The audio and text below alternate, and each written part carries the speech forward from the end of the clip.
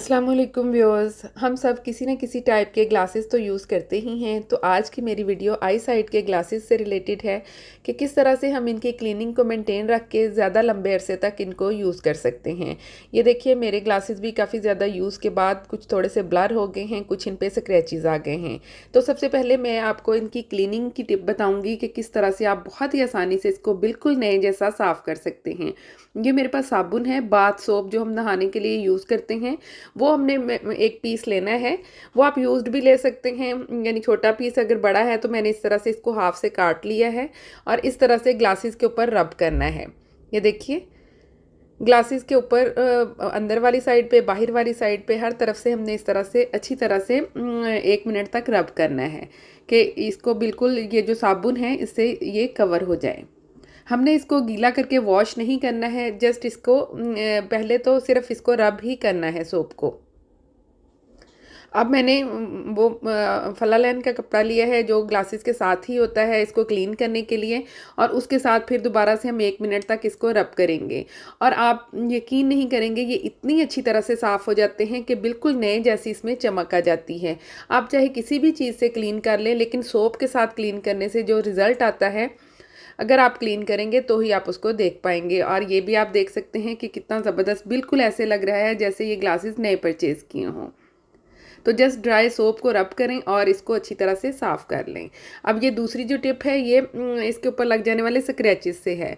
Scratches की वजह से ये काफ़ी ब्लर से हो जाते हैं।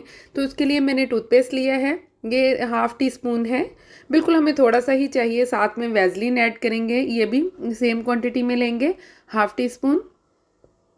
और इनको अच्छी तरह से मिक्स करेंगे। जैसे जैसे इनको मिक्स करते जाएंगे इसकी एक सोपी सी झाग बनती जाएगी। ये देखिए वैसलीन से इसमें बहुत ही अच्छी शाइन आ जाती है, और जो टूथपेस्ट है आपको पता है कि ज़बरदस्त क्लीनिंग एजेंट है। जब हम इसको 1 मिनट तक कर लेंगे इस तरह से मिक्स, तो उसके बाद हमने कोई सा भी कॉटन स्टिक ले लें, या आप फिंगर की मदद से भी इसके ऊपर अच्छी तरह से इस तरह से इसको ग्लासेस को कवर कर देना है, अंदर वाली साइड से भी और बाहर वाली साइड से भी। क्योंकि कई दफ़ा स्क्रैचेस अंदर वाली साइड से भी लग जाते हैं या बाहर वाली साइड से तो लगते ही हैं। यही टेक्निक मैं इधर भी अप्लाई कर देती हूँ। ये कॉटन स्टिक की मदद से बहुत ही आसानी के साथ ये जो लिक्विड हमने तैयार किया है इसके ऊपर लग गया है। अब 20 मिनट के लिए हमने इसको छोड़ देना है।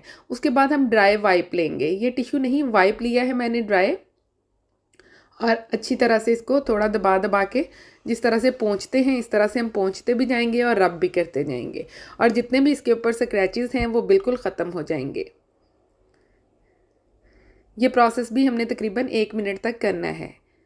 आपने ये कोशिश करनी है कि इसके ऊपर फिंगर्स हमारी जो हैं कम से कम लगें, साइड से पकड़ें या सेंटर से पकड़ें, और वाइप करने के बाद फिर दोबारा से वो सॉफ्ट कपड़ा अगर आपके पास कोई एक्स्ट्रा हो उसके साथ इसको क्लीन करें। अभी आप देख सकते हैं कितनी ज़बरदस्त शाइन आई है।